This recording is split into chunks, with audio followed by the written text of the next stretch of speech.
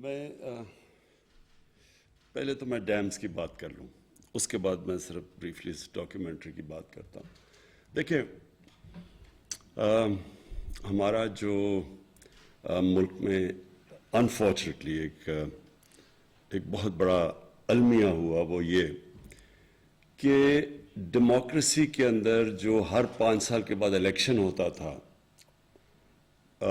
اس election کی وجہ سے لانگ ٹرم پلاننگ نہیں ہوئی، اور ڈیمز لانگ ٹرم پلاننگ ہوتی ہے، اور جو بھی ملک ترقی کرتا ہے وہ ہمیشہ لانگ ٹرم پلاننگ سے کرتا ہے۔ اگر چائنا کو آج ہم دیکھتے ہیں کہ دنیا کی سب سے تیزی سے بڑھتی ہوئی اکنامک پاور اور سپر پاور بننے جا رہا ہے، تو چائنا کی اگر آپ ساری اسٹڈی کریں، ڈیولپمنٹ کا جو ان کا جو ماڈل ہے وہ لانگ ٹرم پلاننگ کا ہے۔ ابھی سے جب ہم چائنا گئے تو انہوں نے ہمیں باقاعدہ بتایا کہ ان کی اگلے 10 سال 20 سال وہ کس طرح کیا پلان کر رہے ہیں، اور کوئی قوم آگے نہیں بڑھ سکتی جب تک وہ لانگ ٹرم پلاننگ نہ ہو، آگے کا نہ سوچے۔ تو ہمارا بدقسمتی سے کیا ہوا ہے، 5 سال کی ٹرم ہوتی ہے، کوشش یہ ہوتی ہے کہ 5 سال کے بیچ میں جو بھی چیز کمپلیٹ ہو جائے تاکہ پبلک کو دکھائیں، پھر بہت زیادہ اربوں روپیہ اشتہاروں پہ خرچ کریں، اور پھر اس کے اوپر الیکشن جیت جائیں۔ تو یہ جو ہمارا ایک ہینڈی کیپ آیا، اس نے بہت نقصان پہنچایا پاکستان کو۔ سب سے بڑا نقصان یہ پہنچایا کہ ہماری جو اویلیبل ہائیڈرو الیکٹریسٹی تھی وہ سستی بھی تھی، واٹر ریزروائرز بھی بن جانے تھے، ہماری ایگریکلچر کو بھی فائدہ ہونا تھا۔ بجائے اس کا سوچنے کے لیے وہ شارٹ ٹرم میں وہ ہم نے فیصلے کیے جس سے آج پاکستان کی جو بجلی ہم بناتے ہیں وہ سارے بر صغیر میں سب سے مہنگی بجلی ہے، اور وہی نہیں مہنگی بجلی بلکہ جس طرح کہ ہم نے کانٹریکٹس کیے، جو ابھی فیصل واڈا نے بتایا کہ کانٹریکٹس یہ کیے کہ چاہے ہم بجلی خریدیں یا نہ خریدیں، کانٹریکٹس اب ایسے ہیں کہ 2013 میں 180 ارب روپے کی کیپیسٹی پیمنٹس تھی، میننگ کہ ہم بجلی استعمال کریں یا نہ کریں اتنا پیسہ ہم نے دینا تھا پاور پروڈیوسرز کو، جو جنریٹ کرتے تھے بجلی۔ ہماری گورنمنٹ آئی، وہ اماؤنٹ پہنچ گیا، جو نئے پلانٹس آئے جنریشن میں تو وہ پہنچ گیا 500 ارب پہ، اور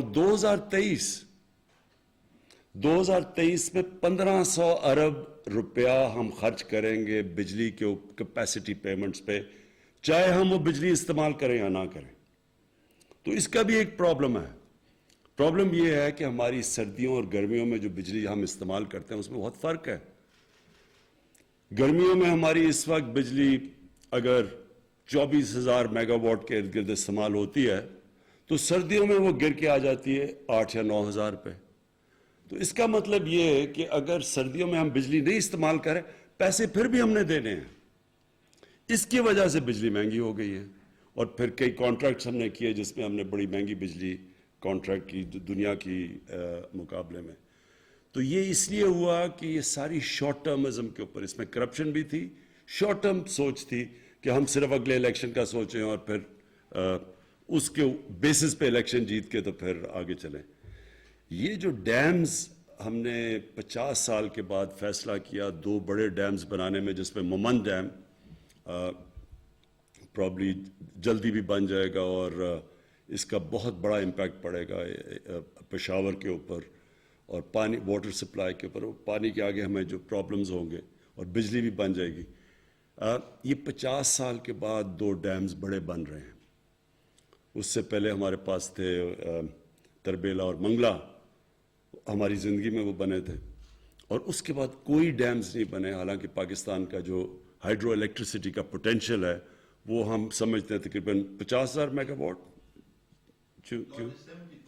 70,000 میگا واٹ کا پوٹینشیل تھا، جو کہ اگر ہم ٹائم ٹو ٹائم ڈیمز بناتے رہتے تو آج ہم اس سچویشن میں نہ ہوتے کہ ہماری جو انڈسٹری ہے اگر ہم اس کو سبسڈائز نہ کریں تو وہ مقابلہ ہی نہیں کر سکتی ہندوستان اور بنگلہ دیش کی انڈسٹری کا، کیونکہ وہاں کے بجلی کے ریٹس ہمارے سے کم ہیں۔ مجھے دوسری چیز اس کی یہ جو دو ہم بڑے پروجیکٹس کر رہے ہیں، اس کی کلین انرجی، ہائیڈرو الیکٹریسٹی صاف انرجی ہے، جو کہ آج کل کلائمیٹ چینج کے اندر بہت میٹر کرتی ہے. اور ہم پاکستان، سب کو پتہ ہے کہ ہم بڑے ونربل ہیں کلائمیٹ چینج. پاکستان کوئی دنیا کے 8 یا 9 نمبر پہ پاکستان کا ہے جو کہ سب سے زیادہ ونربل ہے کلائمیٹ چینج پہ. تو ایک تو ہمارے لیے یہ بڑا امپورٹنٹ تھا کہ ہم کلین انرجی لے کے آئیں. دوسری چیز واٹر ریزروائر، جو کہ پانی بہت بڑا ایشو ہے. پاکستان ایک وہ ملک ہے جدھر آگے پانی کے ہمیں بڑے مسئلے مسائل آئیں گے، تو اس کی واٹر کی کنزرویشن اور ریزروائرز بنانا وہ ہماری بہت بڑی ضرورت تھی. تو دوسرا یہ کہ ہم پانی کو بھی پرزرو کر لیں گے، اور پھر اس کا امپیکٹ ایگریکلچر کے اوپر پڑے گا. تو میں اس لیے اس کے اوپر سٹریس کرنا چاہتا ہوں کہ یہ صرف اور صرف شارٹ ٹرم سوچ کی وجہ سے ہم نے وہ کام نہیں کیے، وہ پروجیکٹس نہیں بنائے جو کہ پاکستان کو، اگر 60s میں ہم بڑی تیزی سے آگے بڑھ رہے تھے تو ہمارے پاس سب سے سستی بجلی تھی، اور اس سستی بجلی سے ہماری انڈسٹری چل رہی تھی، اور بڑی دیر تک ہم اس ملک کو بڑا فائدہ ہوا سستی بجلی سے. لیکن جب 90s میں آ کے یہ جو تباہی مچی، اور پھر یہ جو ڈیکیڈ آف ڈارکنس ہے، یہ جو 2008 سے 2018 تک، جس کے اندر سارے ادارے تباہ ہوئے اور سارا جو پاکستان کے قرضے بڑھے، اور جو آج ہم سب کچھ ہمارے اوپر بوجھ پڑا ہوا ہے وہ پچھلے 10 سال کی قرضوں کا پڑا ہوا، سود دینا پڑتا ہے. میں صرف ایک لوگوں کے سامنے رکھ دوں، کیونکہ ہمیں بار بار میں سنتا ہوں جی کہ آپ نے بڑے قرضے بڑھا دیے پاکستان کے، ہمارے جو مخالف کہتے ہیں. تو سب کے انٹرسٹ کے لیے یہ میں صرف اس لیے فگر لانا چاہتا ہوں کہ آپ کو سب کو پتہ چلے کہ ایگزیکٹ پوزیشن کیا ہے. ہماری جو گورنمنٹ آئی تھی تو جو پاکستان کی لائبلٹیز تھی وہ 30,000 ارب تھیں، اور جو پاکستان کے اوپر قرضے چڑھے ہوئے تھے وہ 25,000 ارب تھے. تو جب سے ہماری گورنمنٹ آئی ہے 2.5 سال میں، وہ 25,000 ارب سے قرضے گئے 36,000 ارب پہ. 11,000 ارب کے قرضے ہمارے دور میں بڑھے ہیں. لیکن اس کی بریک ڈاؤن آپ سب کو دے دوں.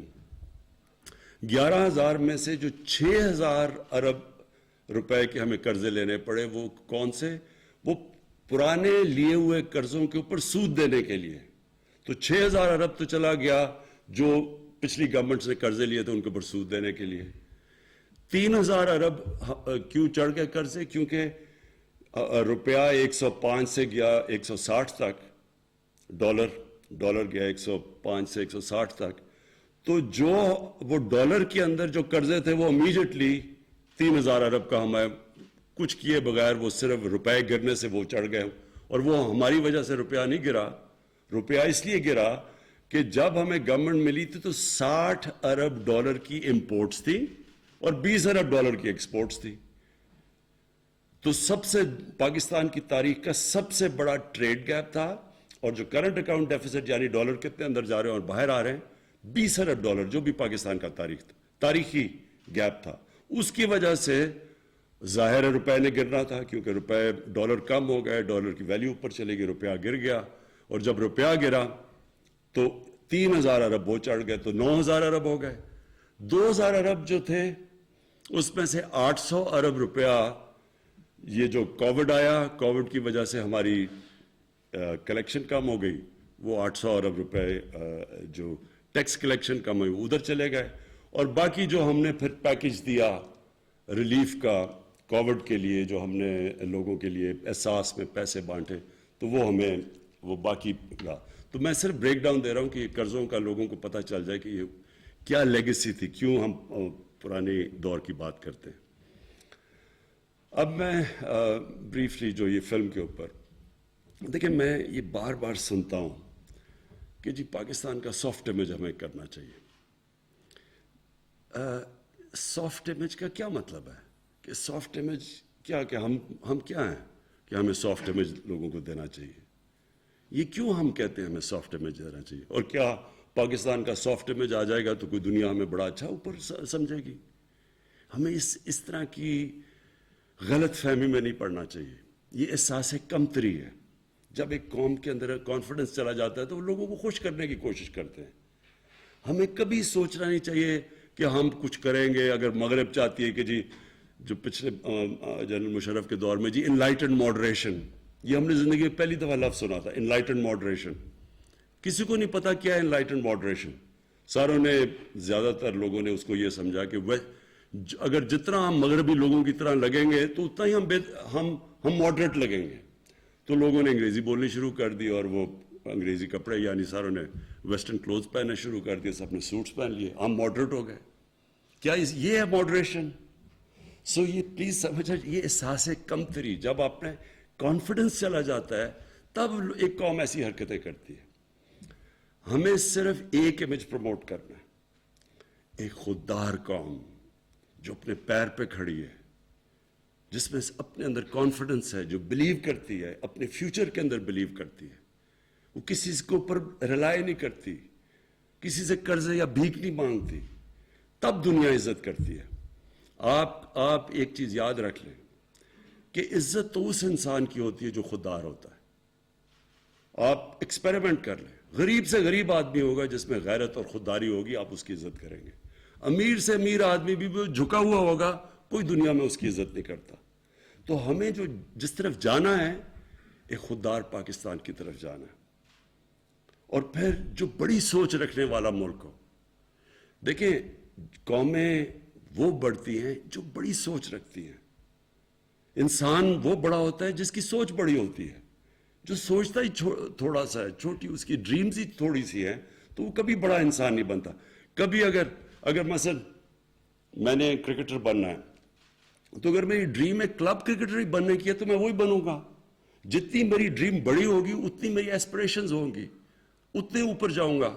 تو قوم کو یہ نہیں سوچنا چاہیے کہ ہم دنیا کو خوش کرتے پھرے جی, سافٹ امیج بتائیں جی ہم بھی بڑے. یہ ایسے پہلے ہم نے غلطی کی, کسی کی جنگ میں ہم نے شرکت کی, ہماری وہ جنگ ہی نہیں تھی, ہمیں اس میں کبھی جانا ہی نہیں چاہیے تھا. پاکستان کا کیا تعلق تھا 9/11 کے ساتھ؟ ہم ان کی وجہ سے ان کو پریشر میں آ کے تو ہم ان کی جنگ میں شرکت کر گئے. جنگ میں شرکت کر کے کیا ہوا؟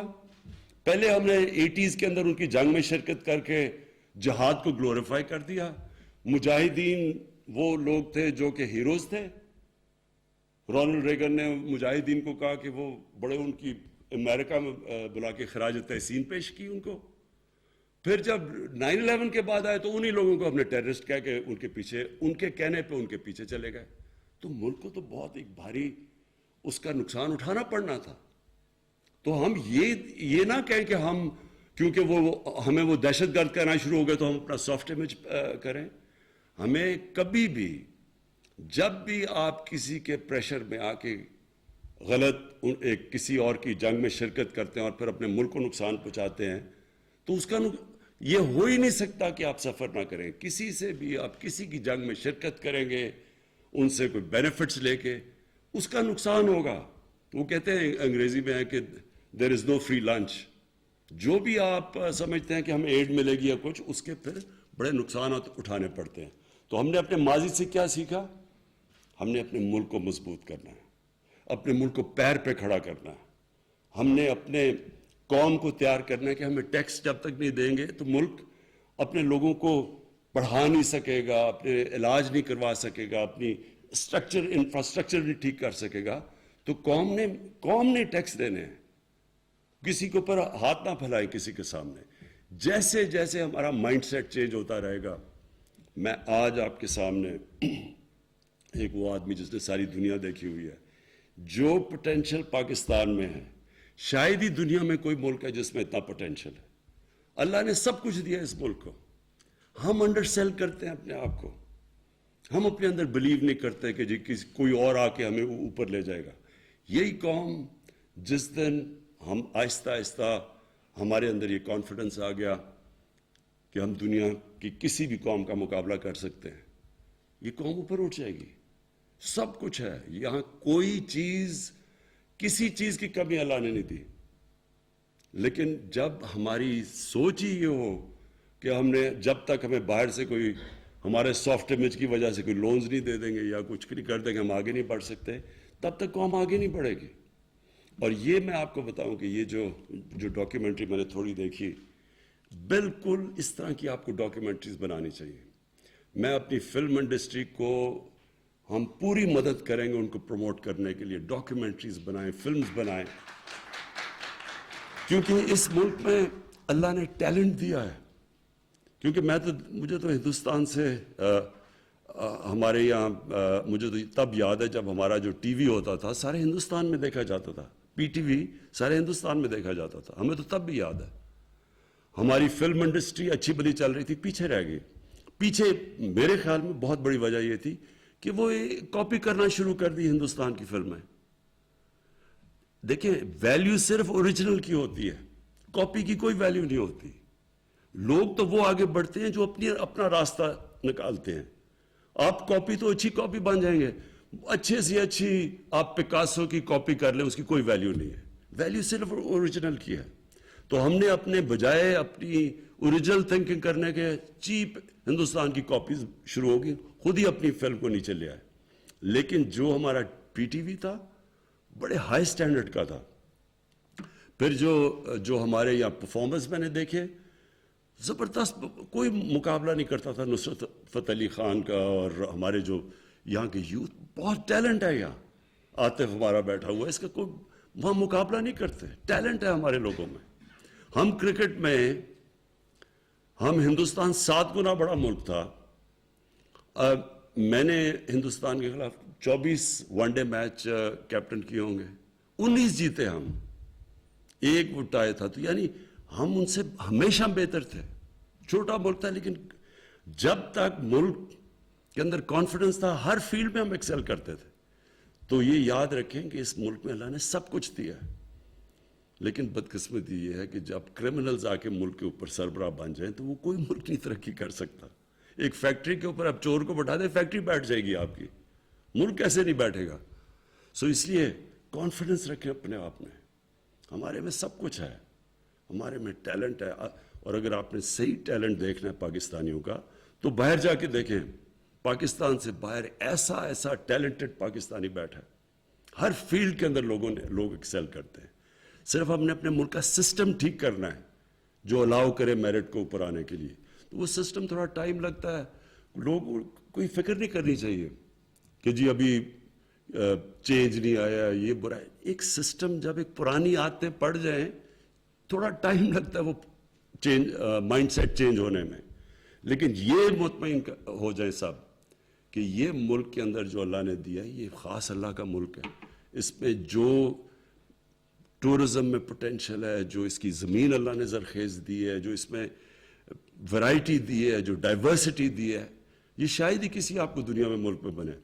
جو کانڈے ناسٹ نے جو لیڈنگ میگزین ہے انہوں نے کہا جو لیڈنگ دنیا کا جو آگے جا کے جو ٹورسٹ ڈیسٹینیشن ہے وہ پاکستان کی انہوں نے بات کی ہے. تو وہ ایسے نہیں لکھتے. پھر میں واپس جنرل مزمل آپ کو آخر میں خراج تحسین پیش کرنا چاہتا ہوں کیونکہ یہ صرف یہی نہیں کہ آپ نے یہ بہت بڑے چیلنج ٹیک آن کیے ہیں. یہ 2 بڑی ڈیمز بڑے چیلنجز ہیں, لیکن میں آپ کو خراج تحسین اس لیے پیش کرنا چاہتا ہوں کہ جس پیشن اور جس جنون سے آپ نے یہ ٹیک آن کیا چیلنجز, یہ میں آپ کو کیا خراج تحسین پیش کروں گا. انشاءاللہ جب یہ ڈیمز بنیں گی تو آپ کا نام سارے اس ملک ہمیشہ یاد رکھے گا. Thank you.